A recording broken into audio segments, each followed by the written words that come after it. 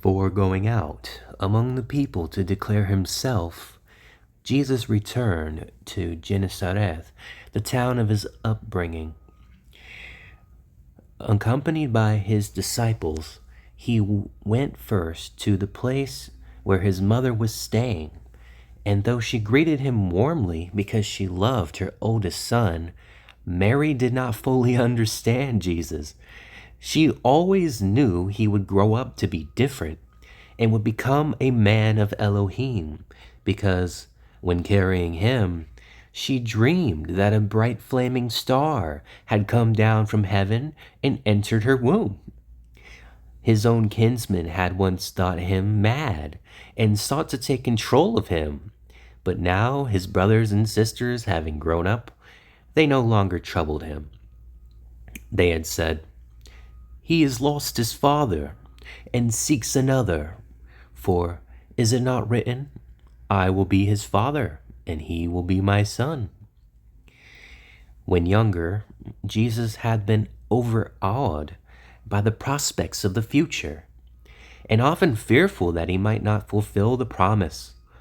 But he overcame this and any fears of his inability. It is in this and his dedication that his greatness was revealed.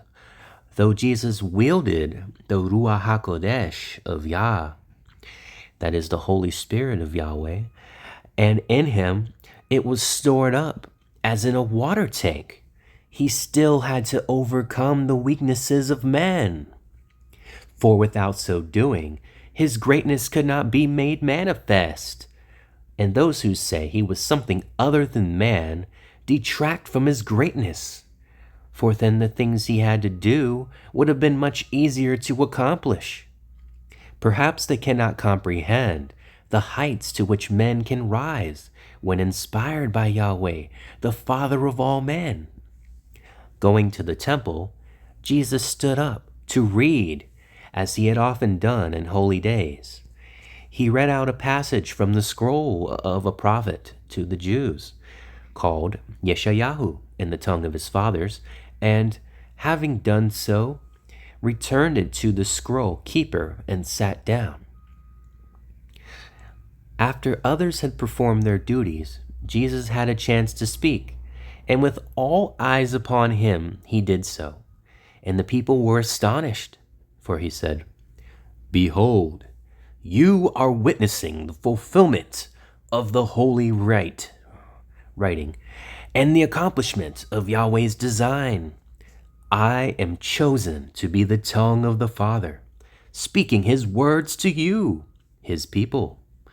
I am the light shining in the midst of the darkness, and even as a shepherd separates the sheep from the goats, so do I come to show how the good are to be separated from the wicked."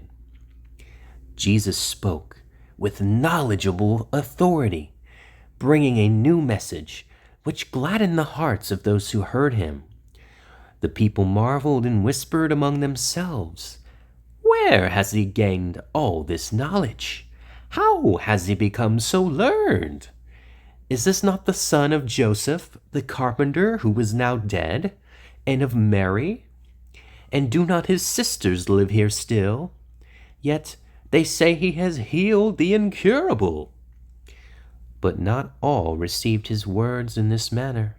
Many were offended. Noticing the murmuring among these, Jesus addressed them, saying, "Do you hold it against me that I am left? If a man has two duties, he must make a choice, not following the inclinations of his heart, but the course indicated by higher decree. No doubt, you have heard about the things I have done elsewhere, and you will say, 'Let us see, you do the same here.' To this I can answer with sincerity. A prophet is unacceptable in his own neighborhood, and a physician is not called to cure those who know him. When I come in friendship and compassion to those who need my help, they say, 'Physician, heal yourself first,' thinking me mad. Why now should I be called upon to do things Eliyahu and Elisha couldn't do? The only ones they cured were Arameans. Jesus did not heal many there, and he said, I heal in accord with the Torah and not against it. After hearing what he said in the temple, many were vexed with him and sought to hustle him out of town. But others said, Let him be, for he grew up here and is only the son of a carpenter. Therefore, he tries to make himself important. He has been away, and he seeks to impress us. Being so poorly received in the town where he had been brought up, Jesus went around the villages, choosing 12 emissaries from among his disciples. He sent them away in pairs to deal with many things caused by the intrusion of evil. He said to them, Carry a staff, but take no food, no money, and no change of clothes. When you are invited to a house, stay there until you leave the village, but never tarry where you are not welcome.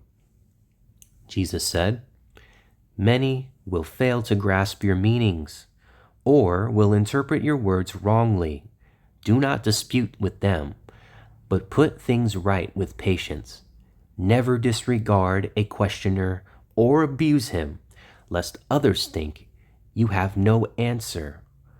All can only grasp what you say according to their understanding. Therefore, speak plainly and to their hearts.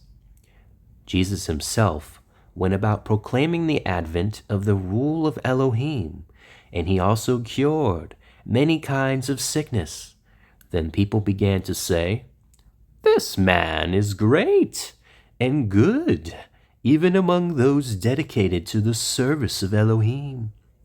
And many heeded his teaching and led a new life.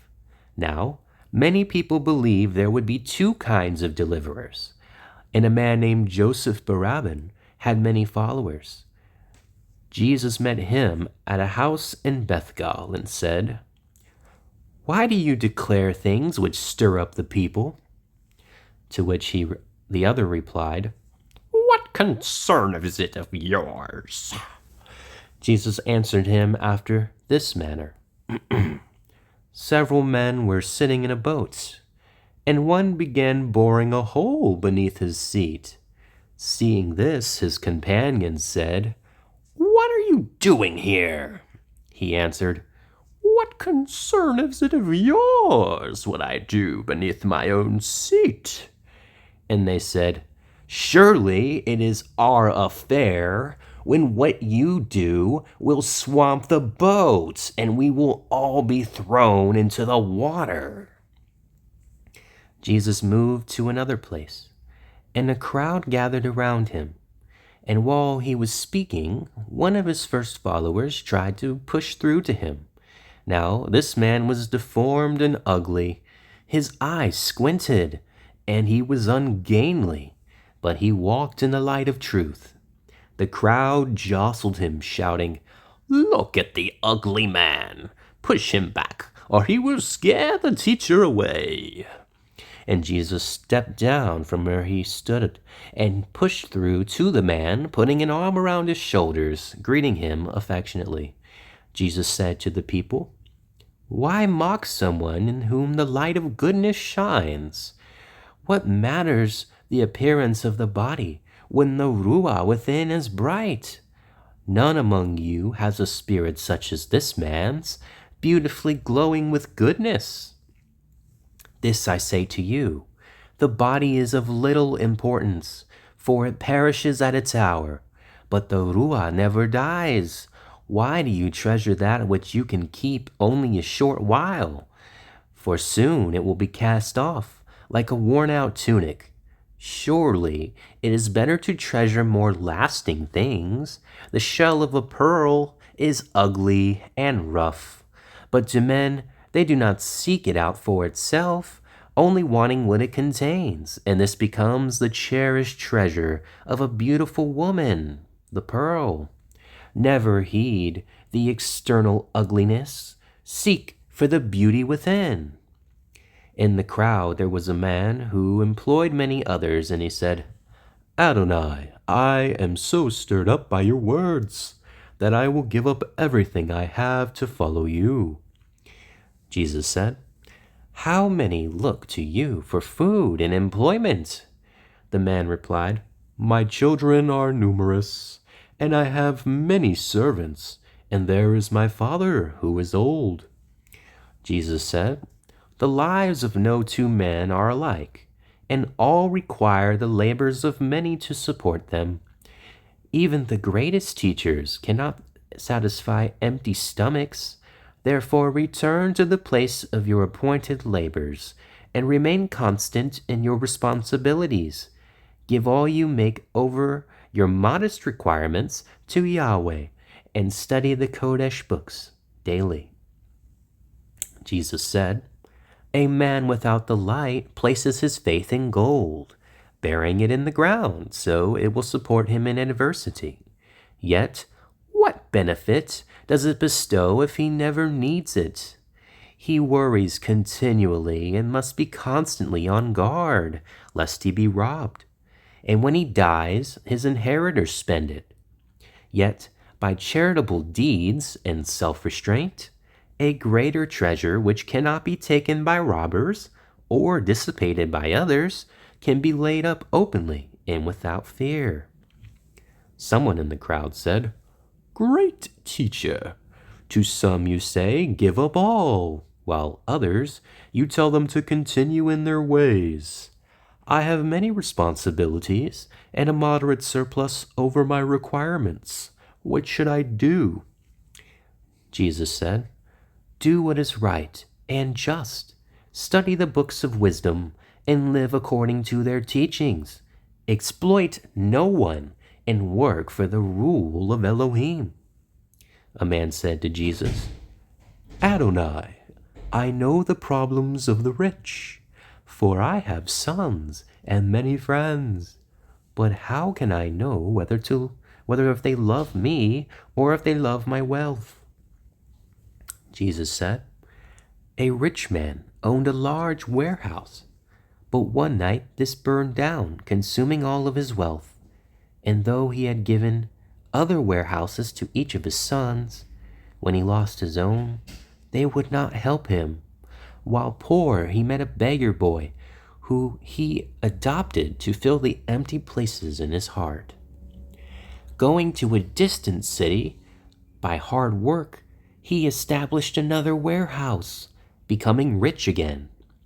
When the adopted boy grew up, the man gave him a warehouse, but one much smaller than the ones he had previously given to his sons. The two sons heard about their father's new wealth and sent word that they wanted to combine their warehouses with his, so that by trading together they could all get richer. So then the man sent messengers to all three of those he had helped, saying his business had declined and he was in the hands of moneylenders, and he required 100 pieces of gold to continue. The two sons returned excuses, saying they could not help. But the adopted son sent 200 pieces of gold, saying he had pledged himself to obtain it. Thus the man found out who loved him and left all of his estate to the one he had adopted. Wow. Speaking to the people about him, Jesus said, So long as the great sun never shone upon earth, there was darkness. And had it not come to shine, there would still be darkness. Without the sun, men would not have known day from night. But when it came, both were made distinguishable. These times are a night of ignorance, wherein wrongdoing and bewilderment prevail. But a light has come to dispel the darkness and make right distinguishable from wrong. After these things had been done and said, It was the time of a festival of the Jews, and Jesus returned to where there was a place of assembly. On the way, he passed through the market where sheep were sold, beside which was a salt pool having a covered entrance to shelter the sick and maimed. A man was lying nearby, and Jesus said to him, "How long have you been here?" The man replied, I've been here a long time, having no one to put me into the water at the proper times. Jesus took pity on the man, and taking him by the hand, raised him up, saying, "You are cured. Arise, take your bed and depart." This happened on the Sabbath. And when some pious Jews saw the man carrying a burden, they rebuked him. But he answered, "The healer who came and cured me said I should take up my bed, so where am I in the wrong?"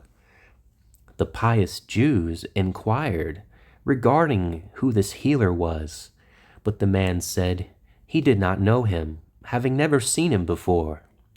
Later, when the man who had been cured saw Jesus outside the place of assembly, he learned his name, and then he told the Jews.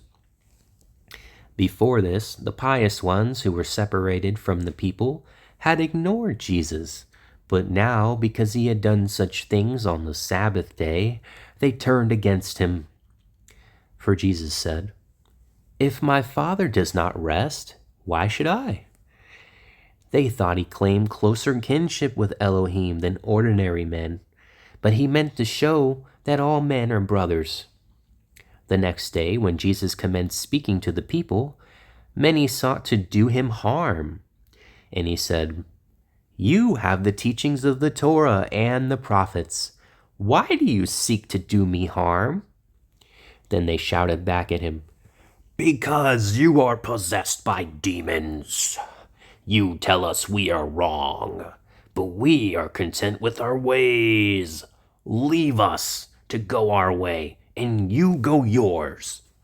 After this, Jesus went away because of the hostility towards him. But when it came close to harvesting time, his brothers sent a message saying, "Come back now. The people are busy at work. Let your followers here see for themselves the things you do. For if your message is important, the bearer should not remain hidden." On his way back, Jesus and the disciples with him passed through Shomron, where there was a place called Jacob's well, that is, Jacob's well, 5 furlongs from Shechem. The sun being at its height, they decided to rest there. After refreshing themselves, the disciples went into the town to buy food, leaving Jesus reclining not far from the well. Now, while Jesus rested there, a woman of Shomron came to draw water, and Jesus, not having a vessel, asked for her a drink. This surprised the woman, for the Jews regarded anything handled by Samaritans as being defiled. She said, "How can you ask this of me?" And Jesus replied, If you knew what Elohim gives through me, you would have requested a drink from the waters of life." And the woman said, "What is this water of life? Surely it cannot bestow greater benefit than this well, the gift of our forefather, which provided water for him, his household, and his flocks." Jesus said, "This water originating from earth can satisfy only the body, and the drinker will thirst again. But the water I can provide, springing from an eternal source, satisfies any who drink. So they need never thirst again for the things not of this world, and it grants everlasting life in splendor." The woman said to Jesus, Let me have of this water that you're talking about, so I am freed from the necessity for drinking water." Jesus said, "It would be best if you went and brought your husband, for two may understand better than one." And then she answered, "But I have no husband."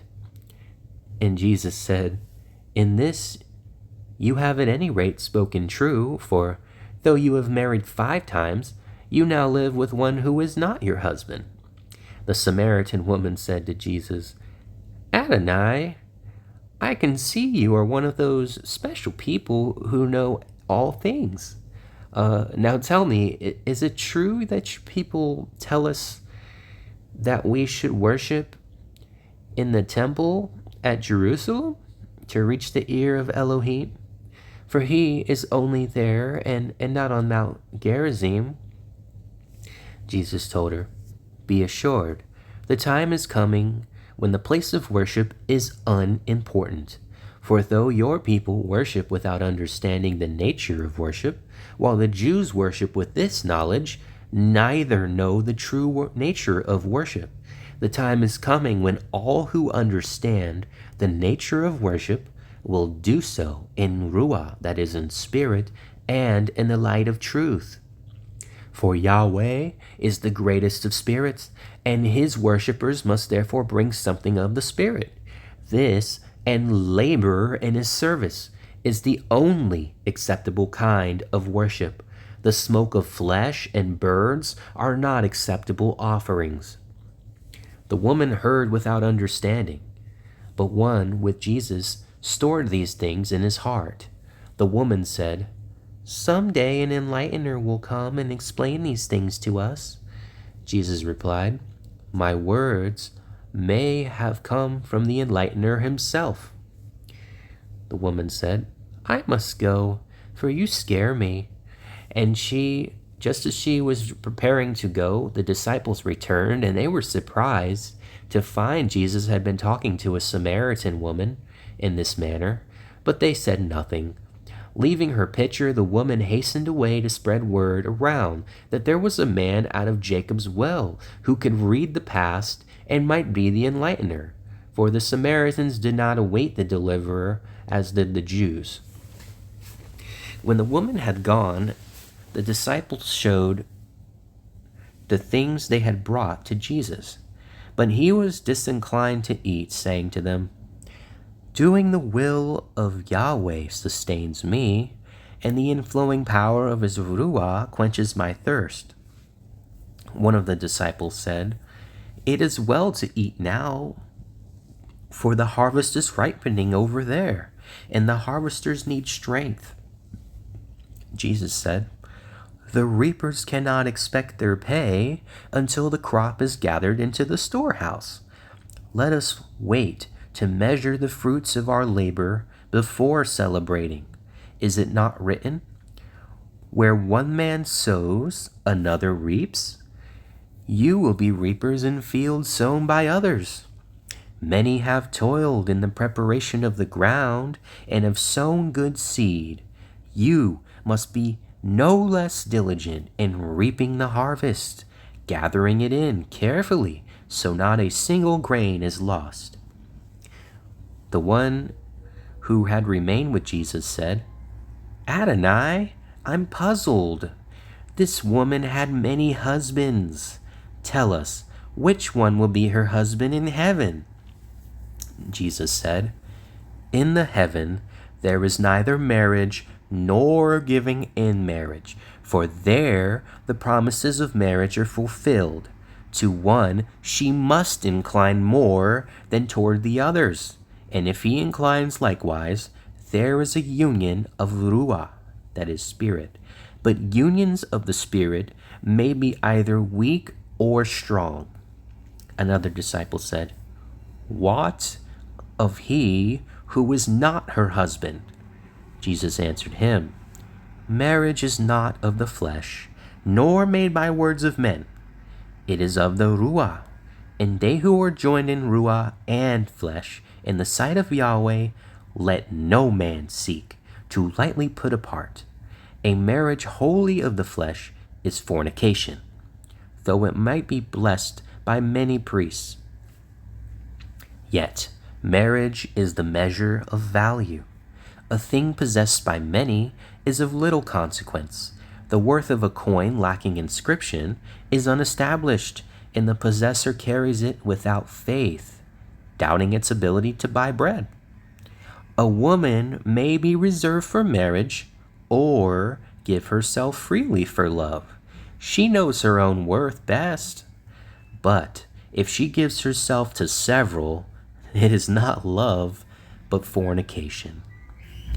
A union is blessed before a priest and sanctified in the eyes of the people. But I tell you, unless the bond is forged on the anvil of adversity, dun dun dun, and wrought under the hammers of stress and struggle, it is a thing of little spiritual substance. Love is not like the thistle seed, blown this way and that way according to the prevailing winds of desire and inclination. No, it is not the offspring of flesh, but the progeny of the Ruah. It can be proven and established only under difficulties and tribulations, and it is because of the known frailties of men under trial and test that marriage has been ordained to enshrine it. Whoa! You go, Jesus. Now, after these things were said, many Samaritans came and heard the words of Jesus and invited him to stay among them, and he remained for 3 days.